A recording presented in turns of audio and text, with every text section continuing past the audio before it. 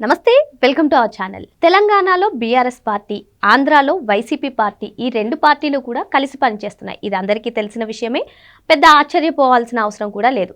అయితే ఈ రెండు పార్టీలు కలిసి అటు తెలంగాణలోను ఇటు రాయలసీమలోను విధ్వంసాలు చెలరేగడానికి ప్రయత్నిస్తున్నారని, భారీ కుట్ర చేస్తున్నారని సమాచారం అయితే వస్తుంది. మరి దీనిపైన పూర్తి వివరాలు సీనియర్ జర్నలిస్ట్ సత్యమూర్తి గారిని అడిగి తెలుసుకుందాం. నమస్తే సార్. నమస్కారం అండి. సార్, అటు తెలంగాణలో బీఆర్ఎస్ పార్టీ అయినా ఇటు ఆంధ్రాలో వైసీపీ పార్టీ అయినా ఈ రెండు పార్టీలు కూడా కలిసే పనిచేస్తాయని చాలామంది చెప్తూ ఉంటారు.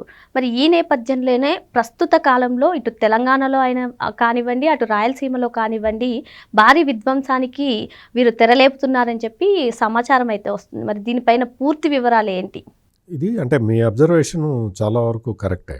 ఎట్లా అంటే తెలంగాణలో నీటి సెంటిమెంట్ని రెచ్చగొట్టాలి, అది బీఆర్ఎస్ పార్టీకి చాలా అవసరం. అట్లాగే ఆంధ్రప్రదేశ్లో రాయలసీమకి నీళ్లు దొరకట్లేదు, నీళ్లు అందట్లేదు, చంద్రబాబు నాయుడు కావాలని రాయలసీమ ప్రాజెక్టులని ఆపుతున్నాడు అని చెప్పి అక్కడ ప్రజల సెంటిమెంట్ని రెచ్చగొట్టడం అనేది వైసీపీకి అవసరం.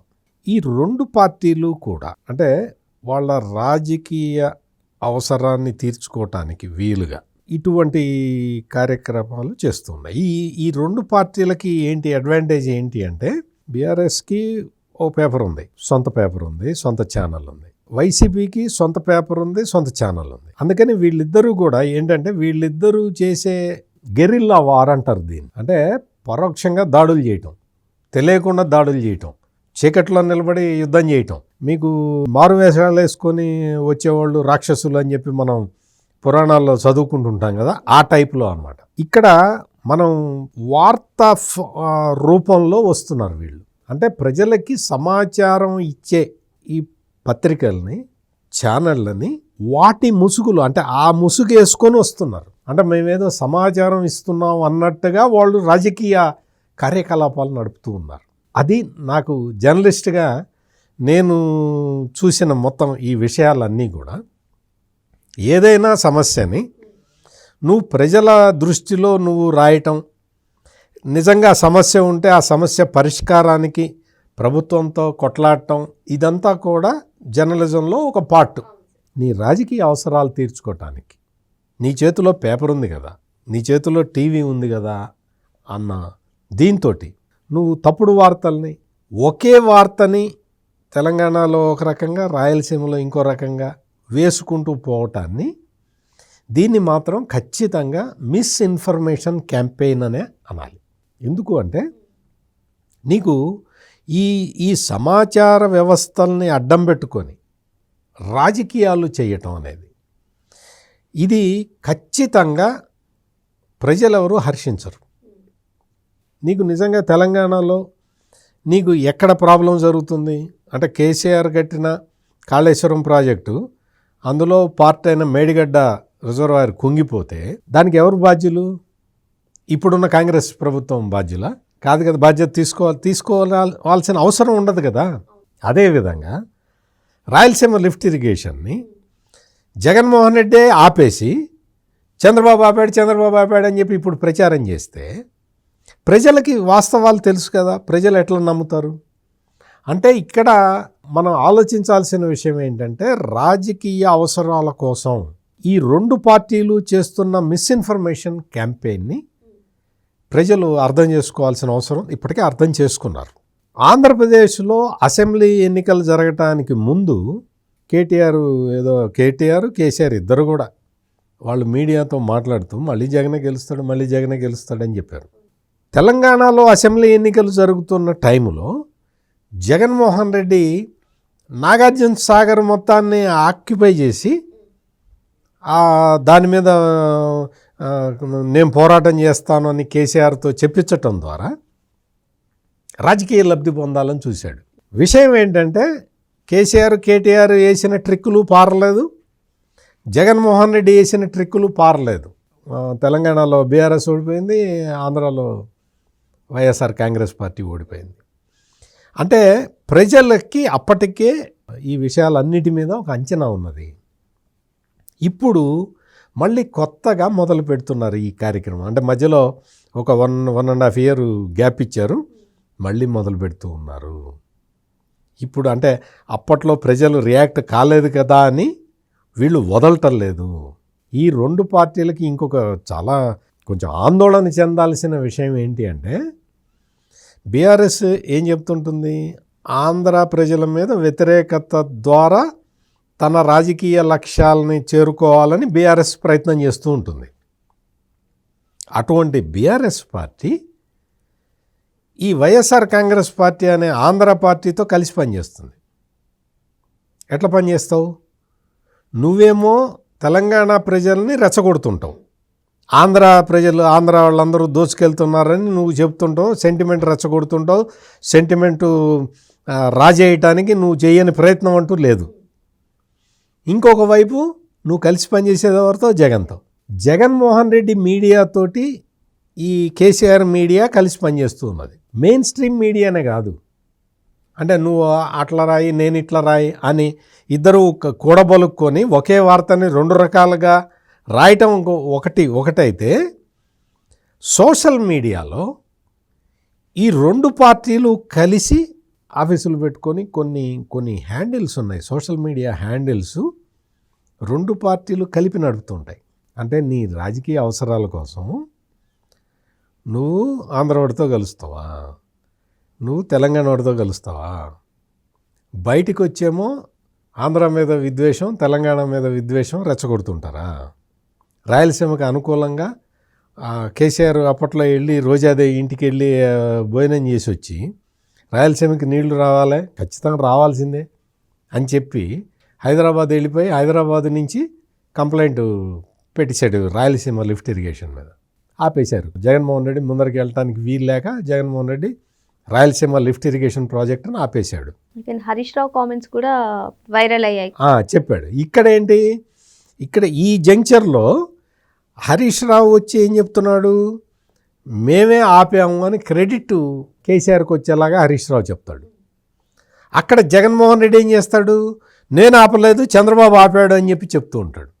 వాస్తవానికి ఎవరు అడిగింది ఆపింది అడిగింది కేసీఆర్, ఆపింది జగన్మోహన్ రెడ్డి. వాళ్ళిద్దరూ ఇప్పుడు ఈ ప్రాంతీయ విద్వేషాలు రెచ్చగొట్టే రాజకీయం వాళ్ళ వార్తాపత్రికలు వాళ్ళ ఛానల్స్ ద్వారా చేస్తున్నారు. అది మనం చెప్తున్న సెంట్రల్ పాయింట్. అంటే సమాచార వ్యవస్థ నీ జేబులో ఉంది కదా అని నీ ఇష్టం వచ్చినట్టు వార్తలు రాస్తావా? నిన్నగాక మొన్న జగన్మోహన్ రెడ్డి పుట్టినరోజు జరిగితే ఆ పుట్టినరోజుకి తాడేపల్లిలో జగన్మోహన్ రెడ్డి ప్యాలెస్ పక్కన జగన్మోహన్ రెడ్డి వాళ్ళ నాన్న ఫోటో కూడా లేదు, రాజశేఖర రెడ్డి ఫోటో కూడా లేదు, కేసీఆర్ ఫోటో, పెద్ద కేసీఆర్ ఫోటో పెట్టి జగన్మోహన్ రెడ్డి ఒక పెద్ద ఇది పెట్టాడు, కటౌట్ పెట్టాడు. నువ్వు కేసీఆర్ ఫోటో అంత పెద్దది పెట్టుకొని నీ ఇంటి పక్కన నువ్వు ఏమి సందేశం ఇస్తున్నావు? నువ్వు ఇచ్చే సందేశం ఏంటి? పైగా అసెంబ్లీలో అతను ముఖ్యమంత్రిగా ఉన్నప్పుడు జగన్మోహన్ రెడ్డి కేసీఆర్ చాలా గొప్ప వ్యక్తి అని మాట్లాడాడు. చాలా అసలు మ్యాగ్నానిమిటీతో ప్రవర్తిస్తాడు కేసీఆర్ అని చెప్పాడు. ఏం మ్యాగ్నానిమిటీ? రాయలసీమ లిఫ్ట్ ఇరిగేషన్ ఆపమని చెప్పి కేంద్ర ప్రభుత్వానికి చెప్పి ఆపిచ్చిన వ్యక్తి మ్యాగ్నానిమిటీతో ప్రవర్తించినట్ట ఎట్లా చెప్తావు జగన్మోహన్ రెడ్డి? కేసీఆర్ని నువ్వు ఎట్లా పొగుడుతావు?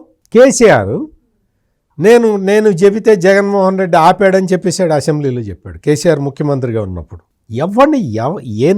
మీరు ఎన్ని నాటకాలు ఆడతారు మీ అధికారం కోసం? ఎంతకాలం నాటకాలు ఆడతారు? ప్రజలకు అర్థం కాదా? ప్రజలకి అర్థమైంది కాబట్టే మీ 2 పార్టీల పరిస్థితి ఈ స్థాయిలో ఉంది. ఎందుకు అంటే రాజకీయం చేయటం తప్పు కాదు, రాజకీయం కోసం మిస్ఇన్ఫర్మేషన్ క్యాంపెయిన్ చేయటం తప్పు. మీ 2 పార్టీలు తెలంగాణలో రాయలసీమలో ఆవేశాన్ని రెచ్చగొడితే మీకు ఓట్లు పడతాయి అనుకోవటం తప్పు. ఎందుకంటే రాష్ట్రం డివైడ్ అయిపోయి చాలా కాలం అయిపోయింది.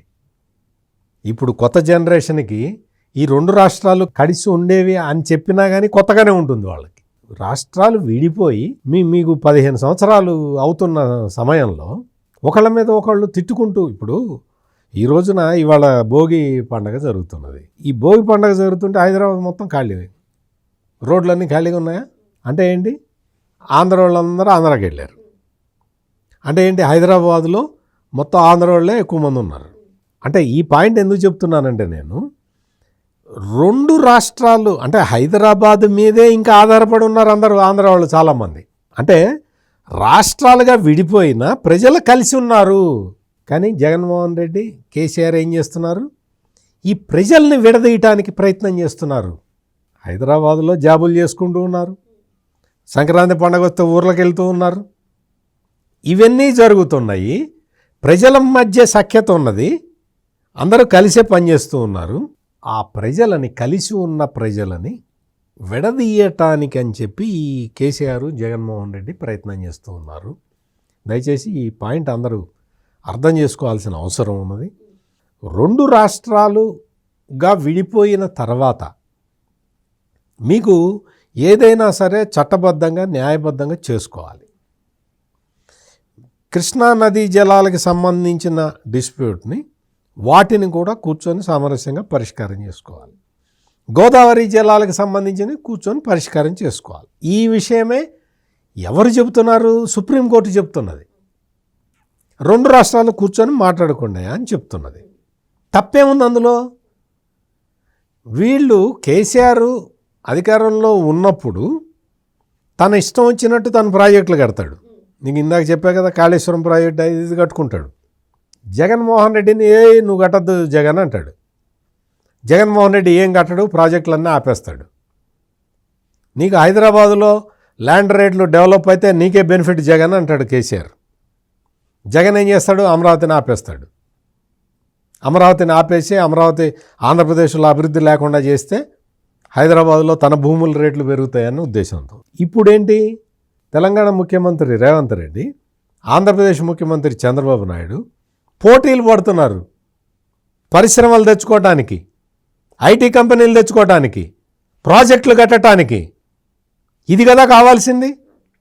ఎవరి రాష్ట్రాన్ని వాళ్ళు డెవలప్ చేసుకోవాలి. పెద్ద మనిషి, స్టేట్స్మెన్ కాబట్టి చంద్రబాబు నాయుడు ఏం చెప్తున్నాడు, అయ్యా మీరు ఎగువ రాష్ట్రం సామరస్యంగా ఉండండి, మాకేం అభ్యంతరం లేదు, మీరు ఎన్ని ప్రాజెక్టులు కట్టుకున్నా మాకు అభ్యంతరం లేదు, మా ప్రాజెక్టులకు అడ్డం పడమాకండి అని పెద్ద senior most politician in the country Chandrababu Naidu. అందుకని ఆయన ఆ విధంగా చెప్తూ ఉన్నాడు. రేవంత్ రెడ్డి దానికి స్పందిస్తూ ఉన్నాడు, సామరస్యంగా పోదామని చెప్తూ ఉన్నాడు. న్యాయ ప్రకారం పోరాటం చేసుకుంటున్నారు, అందులో తప్పు లేదు. కోర్టులు ఎట్లా చెప్తే అట్లా, ట్రిబ్యునల్స్ ఎట్లా చెప్తే అట్లా. ఈ మధ్యలో రాజకీయం ఏంటి? ఈ మధ్యలో రాజకీయం చేస్తున్న ఈ BRS party KCR, YSR Congress party Jagan, వీళ్ళని రాయలసీమ ప్రజలు కానీ, తెలంగాణ ప్రజలు కానీ, కోస్తా ఆంధ్ర ప్రజలు కానీ, ఉత్తరాంధ్ర ప్రజలు కానీ అందరూ గ్రహించాలి. వీళ్ళందరూ కపట నాటకాలు ఆడుతున్న వీళ్ళందరినీ కూడా ప్రజలు గమనించాలి. ఇక్కడ ఎవరు ఇప్పుడు ఆంధ్రప్రదేశ్లో కానీ తెలంగాణలో కానీ ఏ రాష్ట్ర శ్రేయస్సు కోసం పనిచేసే ఆ ప్రాంతానికి సంబంధించిన నాయకులు ముఖ్యమంత్రులుగా ఉన్నారు.